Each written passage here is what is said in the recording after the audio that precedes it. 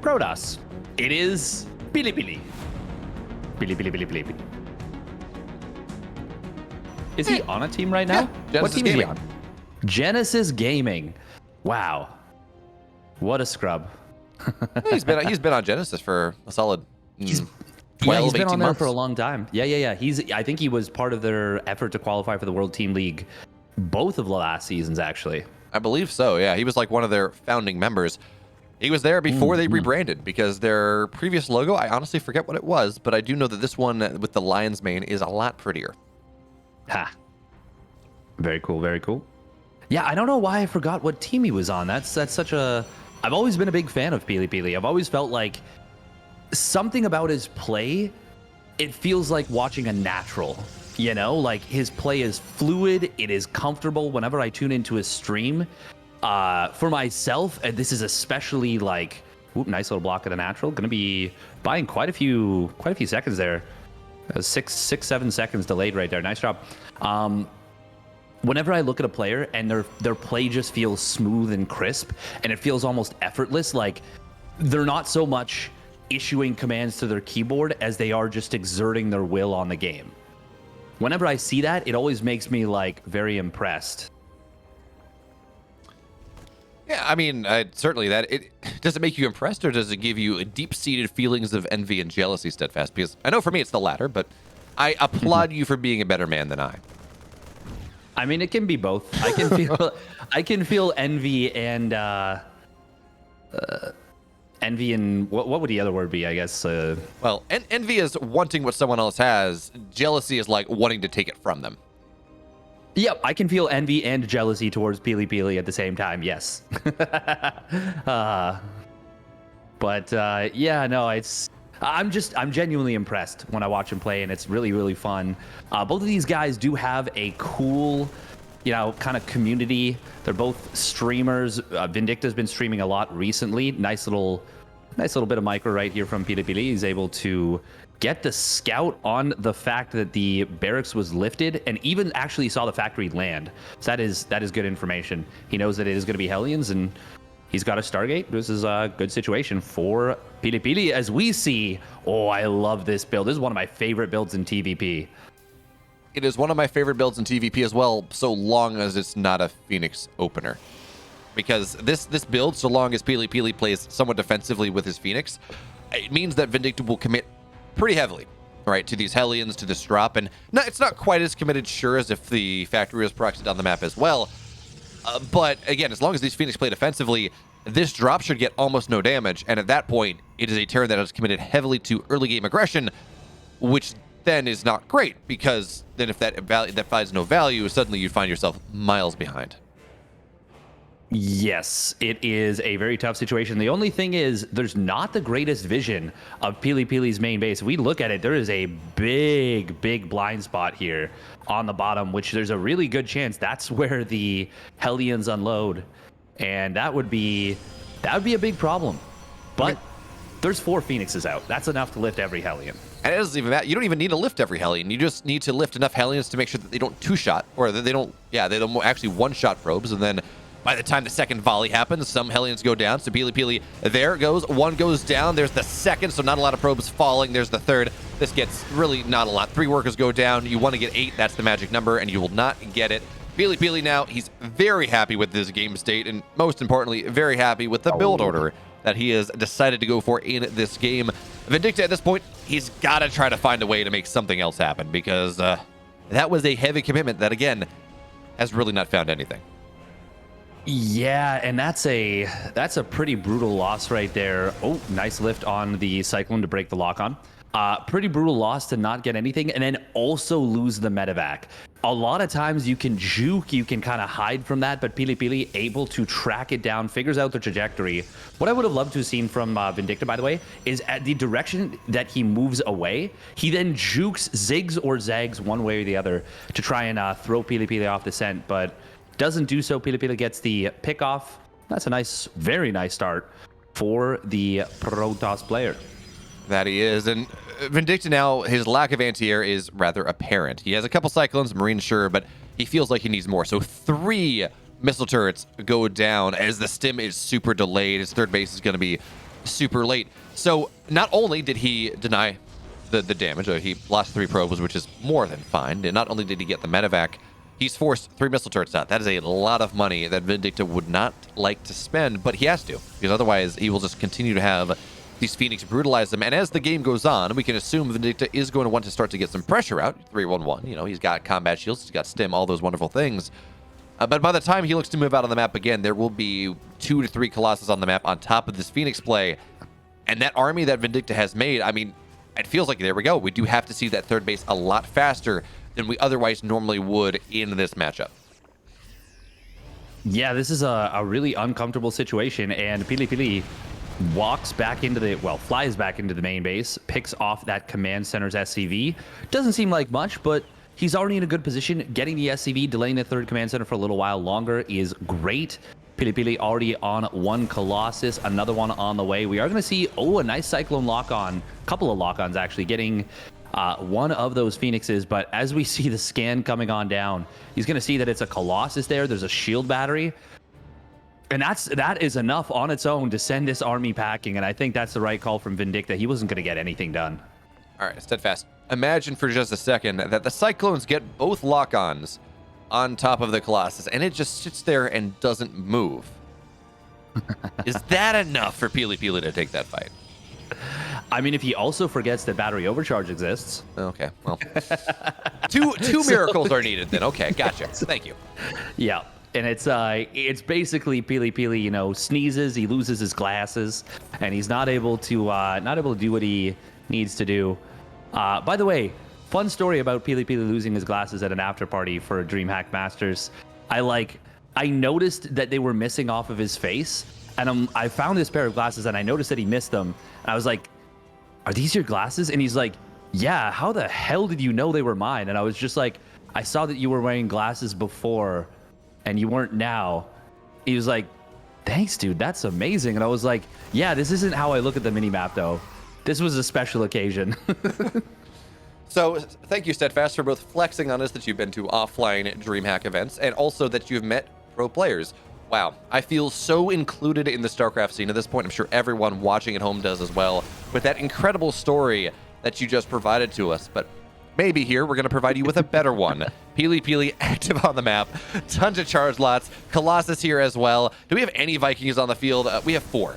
4 Vikings for 3 Colossus is really not what you want. You want to go up to 12, maybe even 16 with the Phoenix that are actually not with this army. So at least you got that one going for you. There we go, Vindicta. And he is turtling up really hard. Bunkers are going down.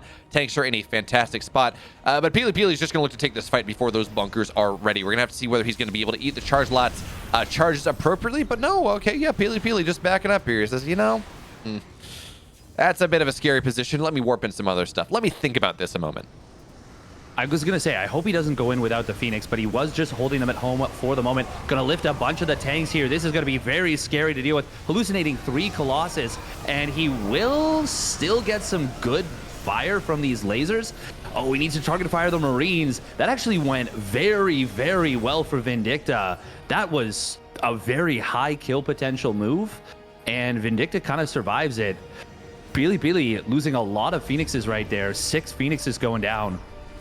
23 charge lots. Only one of the tanks actually died, I think. And Steadfast, the big problem there is we do see Fire looking on forward. Decent disruptor shot, but not the game-ending one just yet. Here we go. Once again, stimming backwards.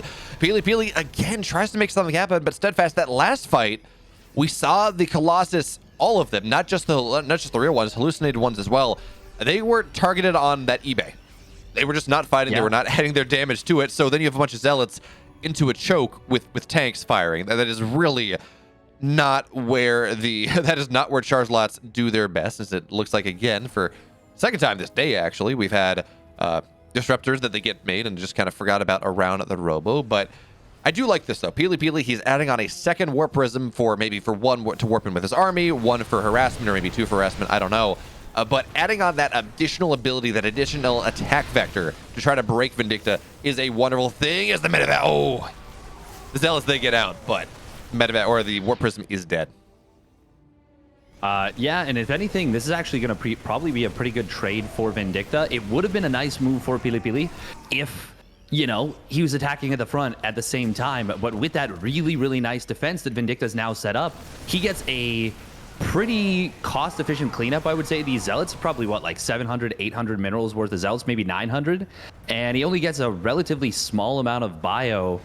Yeah, this goes quite well for Vindicta. Obviously, the math is a little bit off, you know, as SCVs were friendly fired by tanks. That throws things off a little bit, but this still went pretty well, I would say, for Vindicta on the whole. I mean, still 15 Zealots going down for minimal gain is absolutely. Yeah. That's yeah. And the Warp Prism as well. We can't forget that. So instead of having multiple beautiful attack vectors, now you've replaced the Warp Prism that you just lost. So congratulations, PiLiPiLi. At least you still have some sort of agency on the map, but no longer that razzle-dazzle move that we might otherwise be looking for.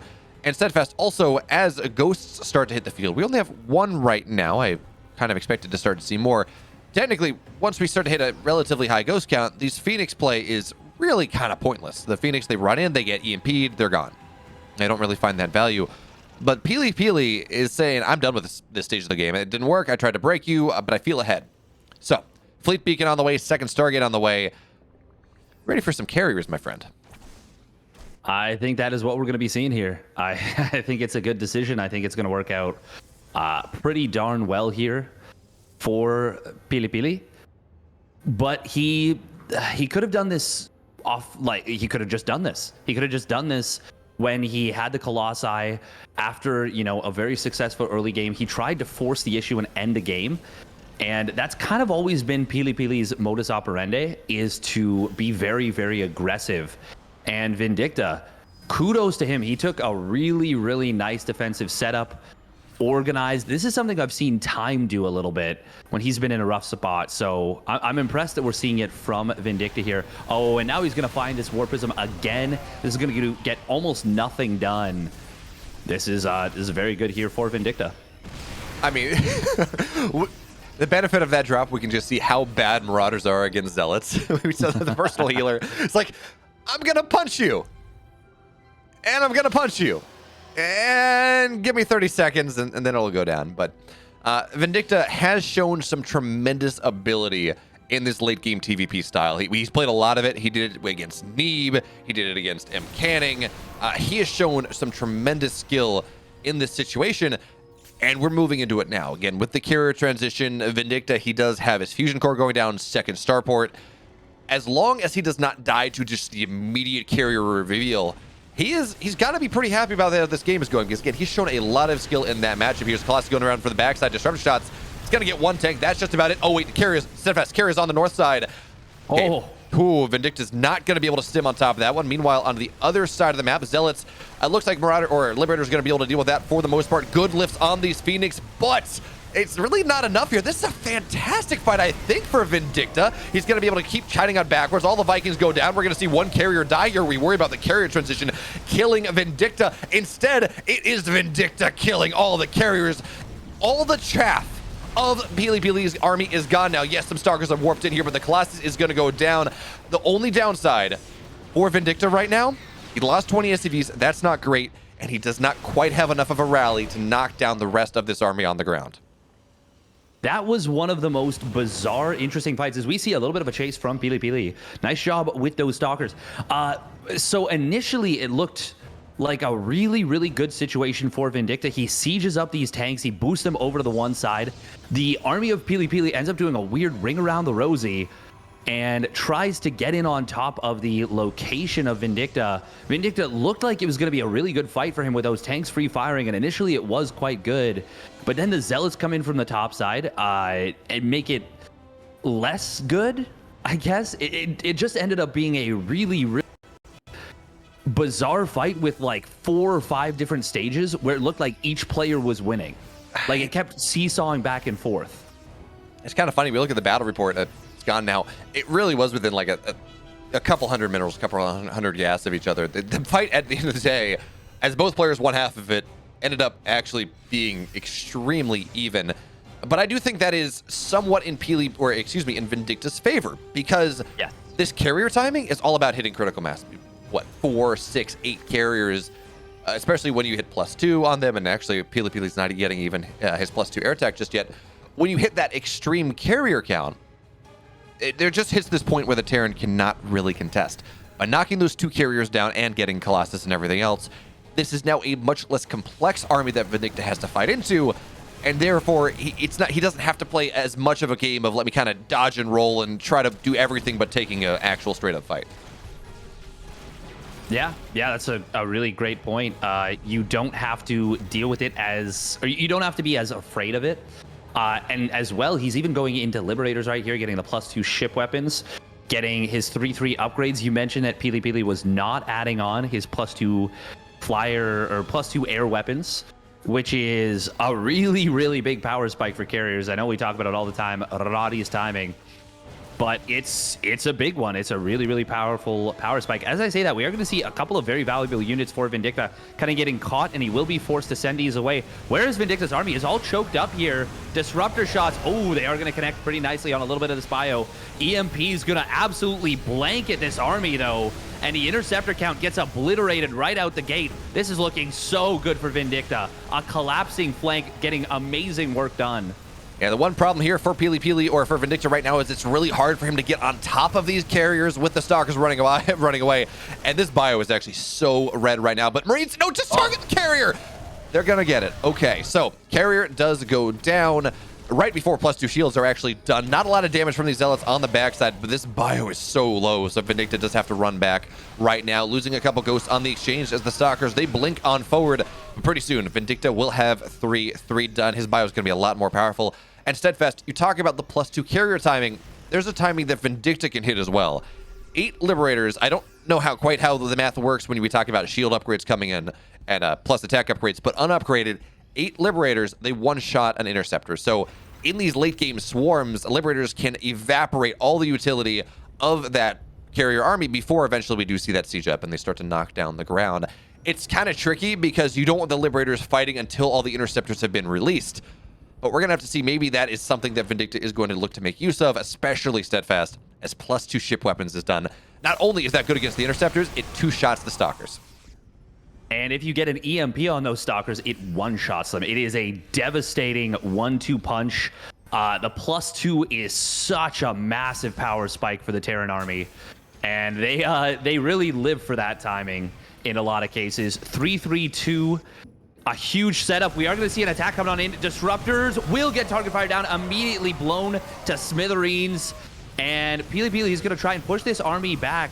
Ghosts not being able to cast their EMPs on this, but a big Liberator on the right side. Oh my god, it is obliterating probes right here. 14 probes going down for PiLiPiLi, and now he is kind of all in with this.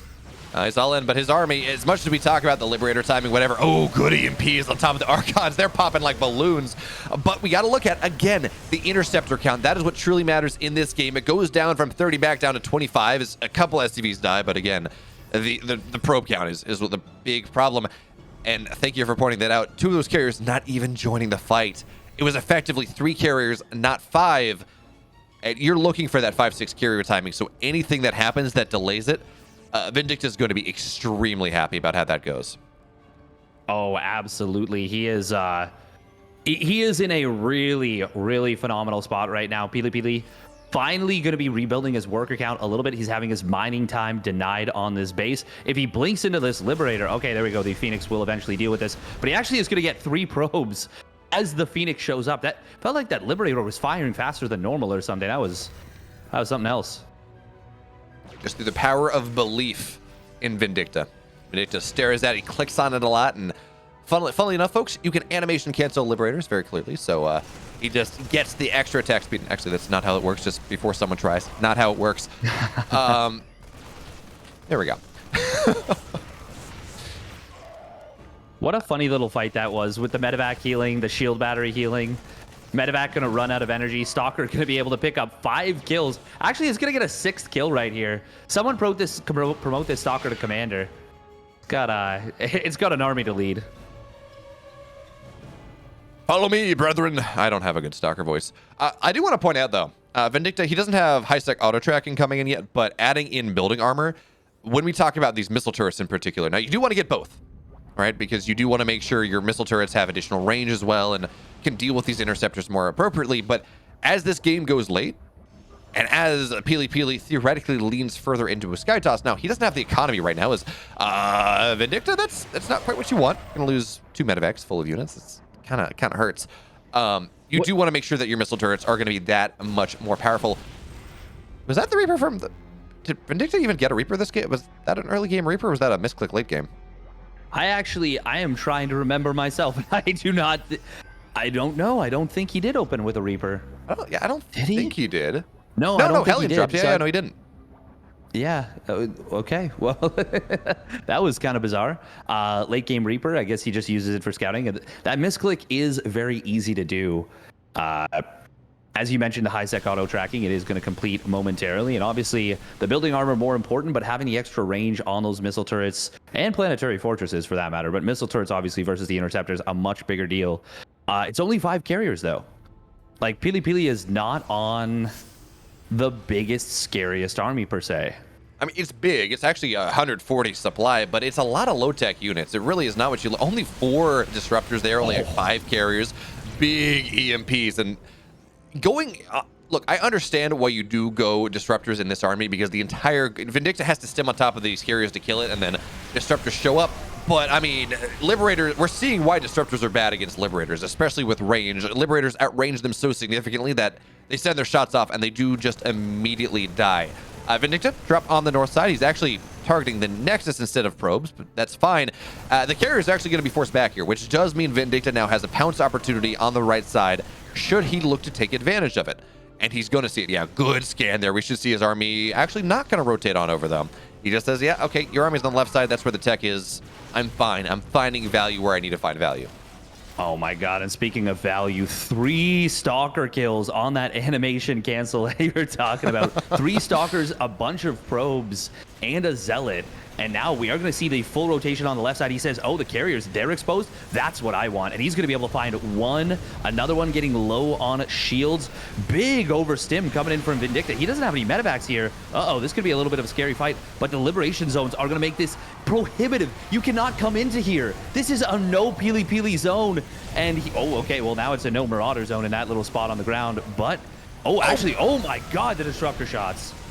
That's a big problem, but again, I'm not sure how much it matters, because yes, Liberators are good. They're denying all the space on the ground, and we don't have a lot of Marines, but it doesn't matter because there are literally no interceptors on the field. The Marines are slowly, ever so slowly, killing down all of these Tempests, and PiLiPiLi, with the lack of his air army, the Golden Armada is an Armada no more. Vindicta, game 1. And with that, Vindicta qualifies into the playoffs. M. Canning's hopes are unfortunately dashed, which is a shame because he actually won game 1 versus Binsky. He had it alive, but Vindicta, he gets the job done. And now he has an opportunity to actually leapfrog PiLiPiLi in the standings. Can he leapfrog PiLi? I thought the... With a 2-0, he would leapfrog, I believe. Yeah. Yes, he would, I think. So we're going to have to... A very, very nice result for him if he were to be able to do so. Oh, man, yeah, Vindicta, I was talking to him yesterday, and he was saying, I'm not sure I get out of this. Like, I think I'm in a good spot, but I have to win every game from here on out, which is true. And he seemed a little nervous about it. So it would be absolutely massive for him to go and make top 2. No, sorry, top 3. We wouldn't make top 2. That is locked into Neeb and Disc. But we talked about this. A date with Future is actually we even have the old the team kill. They're good friends. That would be an interesting setup because I believe Future killed Epic, right? Yes, I believe that Future did in fact beat Epic. Yeah, and according to Vindicta, at least, Epic is the best Terran in North America right now. So really, according to Vindicta, grain of salt, he might have been memeing, but at least that's what he was saying. So that would be an interesting setup. I would buy it. Yeah, I mean, he killed 100%. Scarlet, so yeah, absolutely. Yeah. And he's always had the potential to be that good. He just hasn't put all the pieces together. And even though Future finished ahead of him and did beat him in the head-to-head, especially after his game versus Namshar, or his series versus Namshar, like, I have to say that I'm more confident in Epic, I think. But yeah, I also have a very, very exciting development from the mainstream. We can talk about it a little bit as we get into game. Are we going to go this quickly? Because I want to hear what Steadfast has to say in the upper right in the blue. He's down 1. It's PiLiPiLi.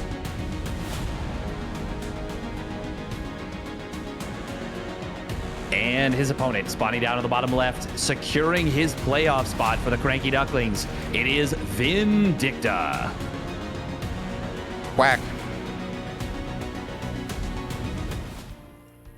So something very, very unexpected, I think, which a lot of people have written off. Disc took game 1 versus Neeb. Yeah, we can see that in the group standings right now, actually. Disc in first place.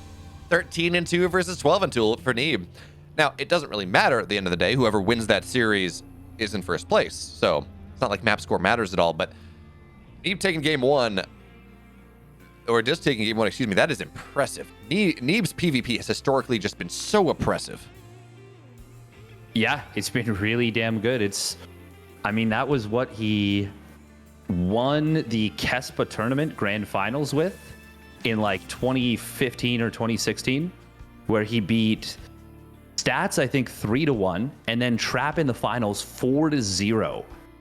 That was one of his big claims to fame. So, I mean, obviously, you know, it's a long time ago. It happened a long time ago, but he's never diminished in that matchup. He's always been very good, and it's cool to see Disc popping off. We didn't get to talk about it a lot, but hopefully we'll see some really cool games. And in fact, yeah, I think I'm going to be covering the the winner bracket semifinals and then finals for NA. Steadfast just sitting here. We talked about, I was accused of flexing after that last series. We're talking about my breakfast. Steadfast with the real flex. I get to cast StarCraft. Hell yeah. Well, also, I mean, I know you were talking about how you worked out today, or yesterday, so definitely the double flex there. Absolutely incredible. Well done, Steadfast. Never stop flexing. Never stopping. Oh, PiLiPiLi.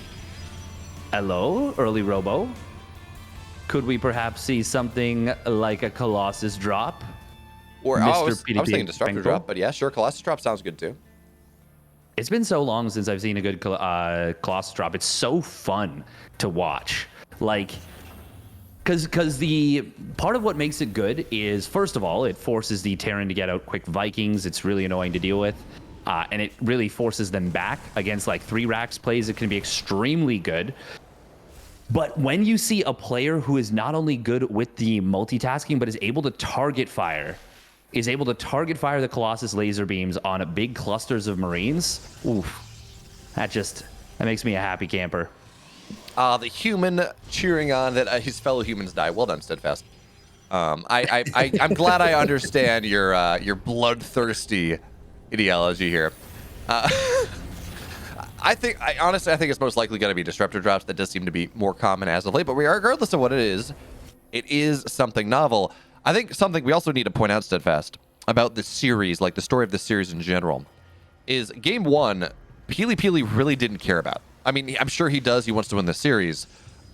But until Vindicta won game 1, it did not matter to him because there was still a chance that M. Canning, right, was going to qualify through, at which point PiLiPiLi was uncatchable. But now that game 1 is down, suddenly we do have Vindicta and PiLiPiLi actively fighting for that 3rd place spot. So he's going to have to probably change his entire perspective about this series around just a little bit. There we are. Steadfast, I'm sorry. No laser boys. No laser boys, just massive explodey boys. Disruptor drops are fun too. They're if anything, they have the potential to be much, much bigger. And if you can have the first showing of your Disruptor drop be, you know, let's say 5, 10, 15 Marines are all clustered up, and you just suddenly show up with that Nova appearing out of the smoke, that is a very sad situation for the Terran player, and I'm excited about this regardless. Oh yeah, I'll take it. It's also, I mean, we're also going to probably see PiLiPiLi try to set up some level of ambush in the mid game with these Disruptors, right? As the Terran tries to move across the map, if Vindicta tries to move across the map, where you just try to catch their army when they're not paying attention, like part of their rally or something. But here comes the first disruptor. Interestingly enough, PiLiPiLi not opting to get a second one just yet. Instead, getting his third base, everything else. And oh, wait, there's a Raven out here. This has to be very careful. Good splits for now, but still 4 workers go down. And unfortunately, Vindicta not quite having the Raven where it needs to be does mean that he's not able to trap that disruptor and get that free kill. No, yeah, that's a very unfortunate scenario. And look at this very, very funny little scenario here. Ooh, Cyclone on the hunt.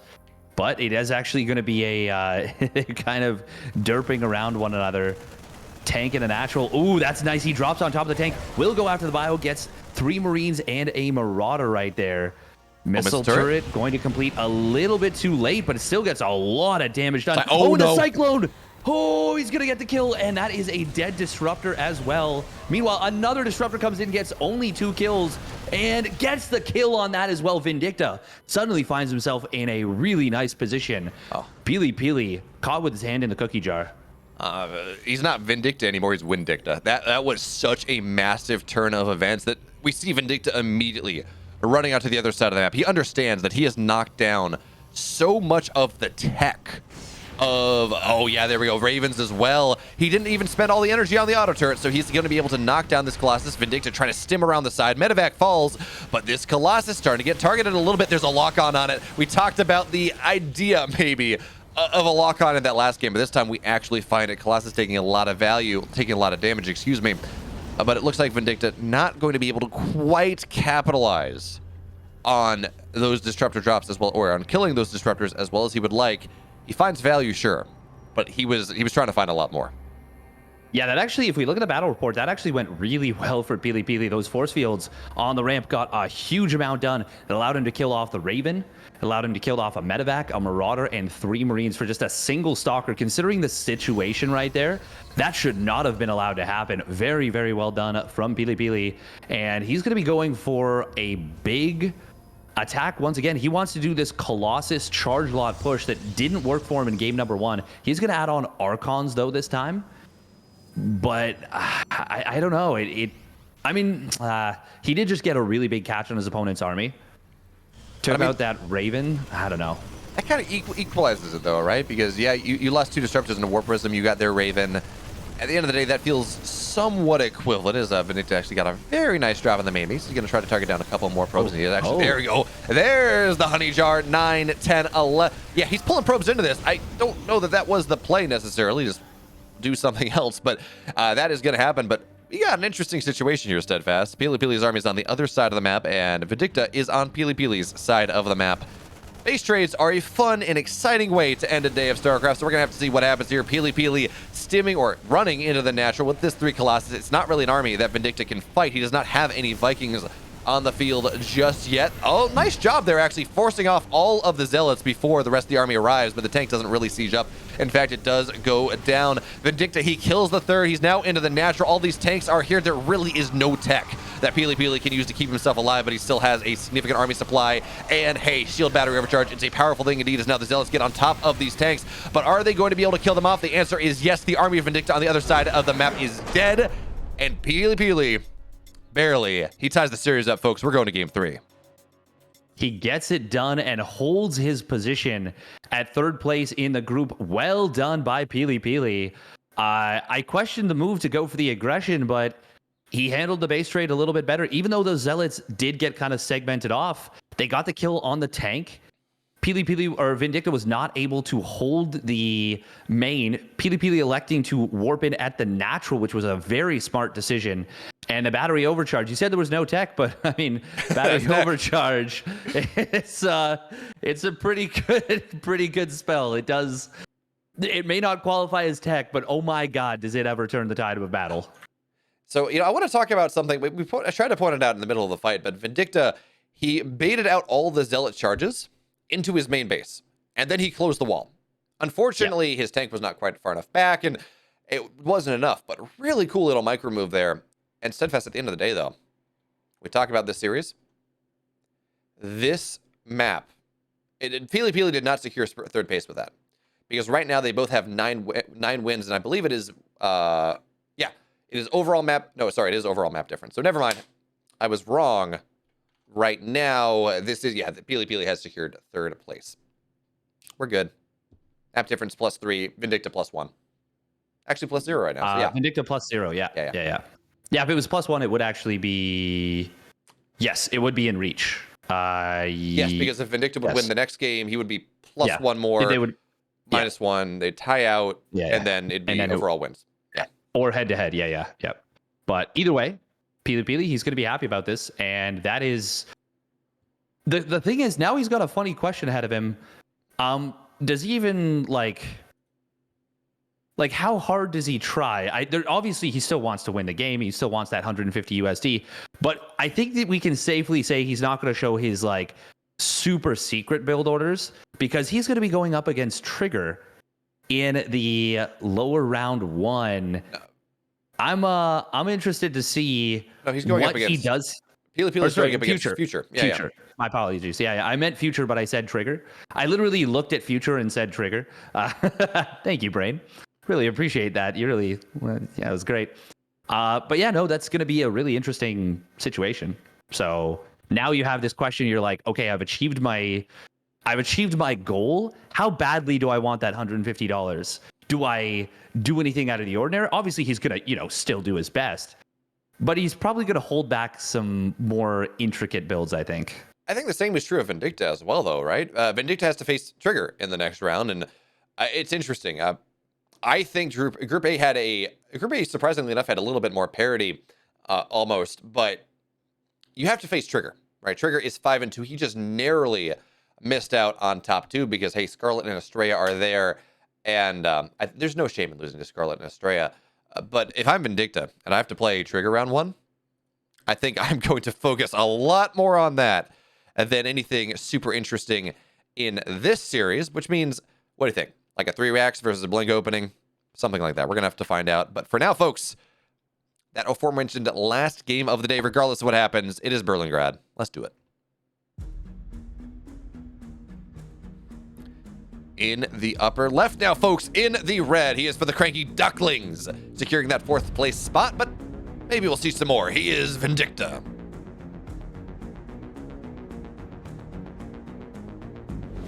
And his opponent, spotting down in the bottom right. For the Genesis Gaming team, it is PiLiPiLi. PiLiPiLi.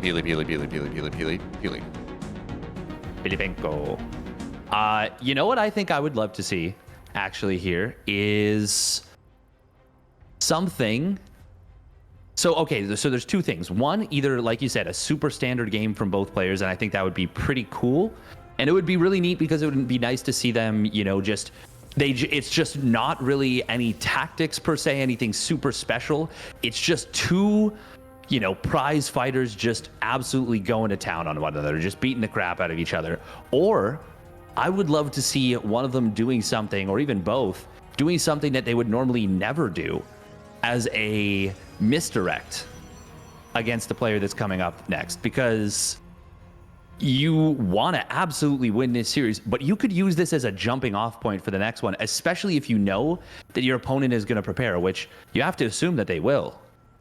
In all fairness, though, Steadfast, we've seen Vindicta play a lot of TVP in this group. You have Neeb, you have Mcanning, you have PiLiPiLi now. I think there's a 4th Protoss I'm forgetting. Asuna? Anyway. No, Asuna's in Group A. Anyways, you have a lot of that. So taking one map to do something really oddball that you're never going to do in a game of 3 that doesn't matter, I'm not really sure that is going to really factor into Trigger or Future's preparation as we move on into the playoff stage. Yeah, I mean, probably not, but it would be... A man can dream, right? I mean, I was hoping for proxy battlecruisers, so, like, you know what? I understand. Oh, well, I was dreaming within the confines of reality still, but we're gonna see another quick robotics facility. Wow. Okay. I mean, it worked once. Let's go PiLiPiLi. Yeah. Well, not really. It didn't work once, but then Vindicta kind of threw his lead away. But technically, it worked once because he won the game. That I don't make the rules Steadfast. That's how that works. Yeah, results-oriented thinking. Let's go. There are no issues with that whatsoever. Yeah, right. I'm surprised PiLiPiLi is actually able to mine from this mineral line. I think this one probe, as it positions to the right, does get in range. Oh, PiLiPiLi. Oh, no. Okay. Oof. Just keep that alive, and the shield battery will heal it on up. And now that the shield battery is done, it's only the one Reaper. He's going to be able to clear this out. For now, it is just a nuisance. He should just let this go. There we go. Salvage comes on down. Good call. PiLiPiLi actually able to get the shot there on that the double shot on the Reaper, but not going to be able to kill it off just yet. At least not before there is a scout. Robotics Bay going to come down somewhere. I think it's at the natural, actually, which is pretty funny. Reaper gets a probe kill. Nice job. Yeah, but Steadfast, I feel like getting the scout on the Robo Bay is the... Oh, never mind. Hellion finds it anyways. I was going to say, I feel like you want to send the Reaper into the natural because that's a far more important scout than killing off a single probe. But Hellion dives in, dives out, said, I understand exactly what you're going for here now, PiLiPiLi. I see the Robo Bay. I see the Robo Facility. What do you think, Steadfast? Game 1 or Game 2, we saw Disruptor drops. Game 3, is this Colossus drops now? I think it is. He's getting those 2 gases a lot quicker this time. He will be able to afford a Colossus. Doesn't get a Warp Prism. So actually, hang on. Is this just going to be... No, he's getting Warp Prism speed. Oh, he forgot. Oh my God, he's supply blocked. Oh my God, is he ever supply blocked? Oof. Oh, that is a brutal 46 to 46 supply block. I was like, wow, he's not building the Warp Prism. That's a strange decision. Well, it was just a big mistake, unfortunately. That it was. Steadfast, if this was a Zerg, we'd talk about Elites or Overlords. As this is a Protoss, what is our equivalent? Well, it can't be Artosis Pylon, because that one's already taken. PiLiPiLi pylons. Got it. Thank you. Is that too cruel? I don't know. I want to point out, though, that this is a 3-gate setup from PiLiPiLi. It appears that instead of just going for Colossus drops necessarily, this is more kind of an... He's getting extended thermal lens much quicker than you normally would in this Colossus drop idea. Anyways, it appears that... Oh, yeah, no, he canceled Observer... He canceled Warp Prism speed. This is a 3-gate Colossus all-in. Well... Never mind, third base on the way. No, he's got a third base. I got excited. No, this is just a... He's just changing his build because he got supply blocked. He kind of made the mistake and realized, you know what? My opponent's already scouted this. I forgot I can't build the Warp Prism because of the supply block. It just really threw a wrench in all of his plans. And I mean, 2-base as Colossus as an opening, it's totally fine. And especially after your opponent already was forced to respond to the drop in game number 1, they're going to be extra on edge. So they're going to do things like building a quick Viking, like building a quick Cyclone. And against that, the 2-base Colossus build is totally fine because it's not like it was Reactor Viking. Oh, yeah. It was just a single Viking being built. And in fact, I think this works out even better for PiLiPiLi that he doesn't go for the drop. Steadfast, thank you for allowing me to make probably the worst take I've made all day, but I do appreciate it. That's okay. I said Shadowfax should turn into glue, so... Oh, no, that was hilarious. Something. Fly, show us the meaning of paste. Glorious. Now, I want to point something out, though, and again, it's rather small, but we talk about, PiLiPiLi getting supply block for a while. He is almost full energy on that natural nexus as well. Now, he may be waiting for something to complete, so maybe he can just dump all the chrono into his +1, but it's 6 minutes in, and that natural nexus was almost full on energy. Yeah, he just chrono boosted something. Okay, it was the robotics facility. Yeah, very surprising that he's not using it on the Forge and Twilight Council. I mean, you allocate your chrono boosts normally. You have a plan for everything, but I mean, in this case, it's very clear that his game plan was kind of disrupted. So, Forge and a Twilight Council or probes are both great places to put it in. And okay, there we go. He is going to put it into that now, but he could have started that up a lot quicker. Yeah, it's a little bit of maybe he's a little bit tired, a little bit under the weather, something like that. But it's going to be another big Colossus push, Colossus Charge Lot Archon. He's just really loving this. I get 3 Colossus, I get extended thermal lance, and I punch you in the face with a big, bulky Protoss army. Oh, I want to point out, though, we were talking about this last game. Vindicta, he lost his Raven, he lost a decent amount of his army, and then the push happened. Right, and then he was able to make that happen. Even still, it kind of made the hold, except it was a base trade, right? So we can't really judge that. In the one game where we actually seen this 3 Colossus Charge Lot Archon, whatever timing, Vindicta's held it extremely well. It seems like he's well prepared and understands how he wants to make that happen. The question now in this game 3 is whether he knows it's happening fast enough so he can drop the different structures that he needs to eat off all the zealot charges, do all that. And how many tanks does he have? He's got 4 tanks steadfast. Yeah, but they're not in the greatest position just yet. They don't actually cover this right side of the base, and it's hard to blame him. Okay, now the sensor tower finishes at the very right moment for him. It's going to allow him to get his Marauders over here on the left. Marauder's going to be great against the Colossus, not going to be so great against those Zealots. But Vindicta, he scans, sees the army. Very, very fortunate setup. Oh, the War Prism to get in just before the missile turrets. And this is now a much scarier situation than game number 1. And this is what I was talking about I wanted to see in game number 1, is the multi-prong as the charge lots come wailing in. 11 workers go down to start here. SCVs, they're going to get pulled away, running away. They don't want to die in this game, but they're going to die anyways. 14 are down. Zealots raining havoc in the main base. And Steadfast, there are just enough stalkers here right now that the Vikings cannot free fire. In fact, honestly, it would probably be better to send the Vikings into the main base, deal with this Warp Prison that continues to wreak havoc in Vindicta's natural, actually in his main base, just really forcing things down. The Ghost Academy falls, so no EMPs will blanket this army in the short term. And Vindicta, he's going to try to retake this base once again, but even then, that's a struggle. He's got to move it somewhere else. And man, these Zealots, this Warp Prism has found so much value for the Genesis Gaming Protoss.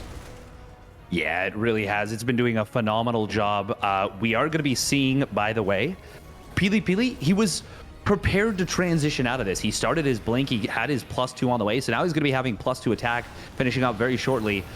Quick hallucination scout, very wise move, and that's going to let him know that, yeah, I probably don't want to push in here. The thing is, though, with +2 attack, because he sniped that Ghost Academy, he might still be able to bulldog it with just a really, really powerful, big push. Those Archons are going to be tough to deal with. That they will, but we're starting to see Viking counts that are more reasonable. 7 Vikings are still not what you need. You want to go up to 9 here at a minimum. And some of the tanks did fall, so we're only looking at 3 tanks right now.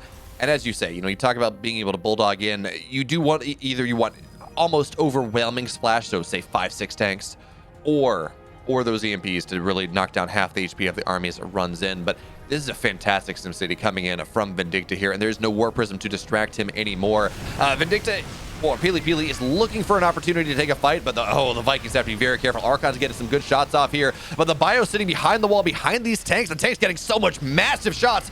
2 Colossus fall, and wait a minute here. This is maybe not the fight it's not the fight at all that he wants. All the tech is down. Archons are doing what they can, and yeah, +2 is nice as more Zealots run across. Actually, Zealots flank in from the backside as well. But Steadfast, that was not the fight. That was so not the fight that PiLiPiLi wanted. No, it certainly was not. You mentioned it at the outset, a really, really nice SimCity setup from Vindicta, and that helped him out so much to hold. The Vikings got some great shots in the Colossus. They were free firing, once again, not necessarily at the greatest targets. The Zealots got really far in there. PiLiPiLi, he could have just hold positioned on this right side, just right about here. Kind of set up a demarcation line, stay out of tank range, deny the gases, deny a little bit of mining time at the mineral line. Could have gotten so much done, but instead he pushes in and really just throws a lot of army into the meat grinder. I mean, this is a scary push coming in here from Vindicta, though, with all these Immortals on top of the Archons on top of these tanks as well. But Vindicta, he runs in anyways. Good EMPs on top of a lot of this. And while these Immortals are scary, it does feel like for a moment... Actually, wait a minute. No, it doesn't. He's going to push it back for now. Immortals still firing strong. Zealots join the fray. And again, Vindicta, it feels like this has been the case the last 2 games. He's overplayed his hand. He had a great spot in, but those Immortals, they waddle on forward steadfast. This is the Dr. Dolittle map. The push me, pull you is in full effect. This was a really cool setup from PiLiPiLi. He's been pumping out double Immortal for quite a little while, and now he's on 6 Immortals, 2 more on the way. And it's easy to forget, Immortals are really good units. They're really strong. People are like, oh, well, they don't have the splash damage of Colossus. They're not as circular as disruptors. Yeah, they don't even see cloaked units like observers, but they're really good robo units. And we get to see that right there. They really took control of that fight, but pushing into liberation zones, I don't know about this. Once again, the Immortals not attacking the best targets. A lot of them hitting the orbital command right there. And PiLiPiLi, just after he kind of gets back some of his initiative or some of his agency in this game, he then goes and does a really ill-advised attack and kind of gives Vindicta back a fair bit of control in this game. So fast, look at resources lost right now. 4K. Wow. Yeah. It doesn't feel like that, does it? I mean, I guess the more you think about it, the more it does. But no, no. I agree with you. Like, it doesn't feel that way. But then, like, yeah, well, I guess the more you think about it, you're like, oh, those were some expensive units. And it feels like as much as anything, PiLiPiLi has denied a lot of binding time. Mm-hmm. But Vindicta, he's running dry on his main. He's running dry on his natural. He needs to secure another. Actually, his natural has less minerals than his main right now because he's been muling it much more heavily. Even his third base is starting to run low on most of the, well, all 4 of the low mineral patches. PiLiPiLi's getting up to a 5th base. If Vindicta doesn't push pretty soon, he's going to have a very, very scary situation. Ooh, double immortal. If he can get some of these high-value depot top hats, that would be really, really nice. Or maybe even 2-2. But for now, he's going to drop.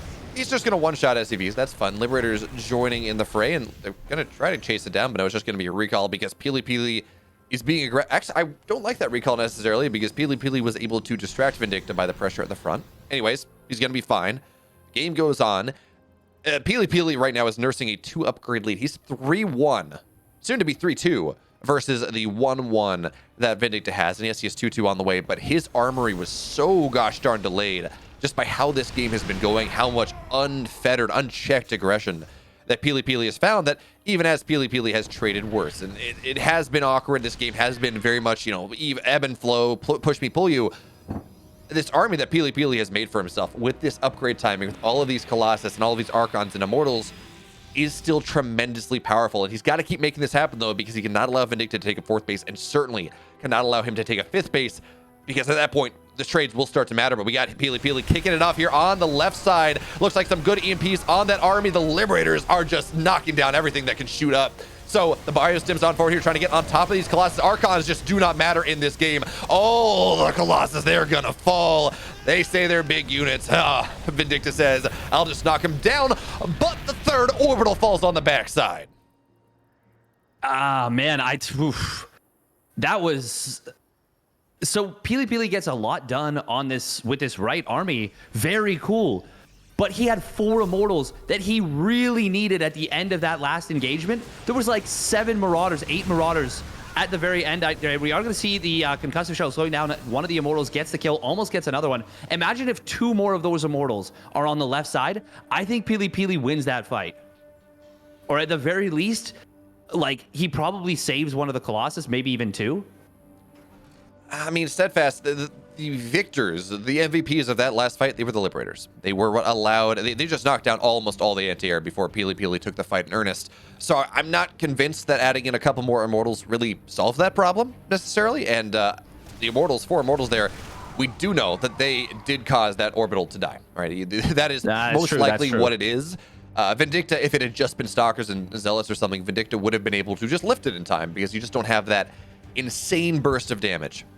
But because that's what happened, now it is only a 2 orbital Terran. So even as he has been able to secure this extra base, he doesn't have the mules required as the Stalkers blink in. 1 tank goes down, but Liberators already kind of sieged up here, and more are going to just blanket the field with area denial. A couple Liberators will fall, though. Stalkers blink onto the right side.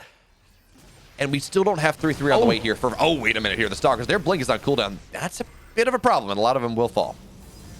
Yeah, that was a really, really nice start right there for PiLiPiLi. Picked off tank and a few Liberators, high-value tech units, and then takes the wrong direction, unfortunately, with those Stalkers. He's going to blink in on top of this. SCVs are going to get pulled to repair this orbital. Nice lift right there, going to give him the best concave possible. It is 4 Colossus right here, and it's a lot of Marines. I think PiLiPiLi might be doing it. He does have that +3 attack advantage. Vindicta going to be able to disengage. He does lose quite a few SCVs, and there is still a tank behind this. But I am very scared right now for Vindicta. However, PiLiPiLi lets the Zealots kind of run in front. And this is starting to get a little complicated here. The lack of Vikings is really telling the story. And Vindicta's doing this thing. Now, it is not quite the same problem as it is, say, when he's fighting a Skytoss army. But he loves, once he starts building Liberators, to just never stop. So even though he very much needs Vikings right now, He continues to build Liberators 3 at a time. He's going to scan down, see that his opponent has 5 bases, and immediately going to dispatch a drop in that direction. But soon, PiLiPiLi is going to be up 2 upgrades here. And once again, he looks to push on in, getting on top of these tanks, getting on top of these Liberators. But the Stalkers, they just blink into their doom.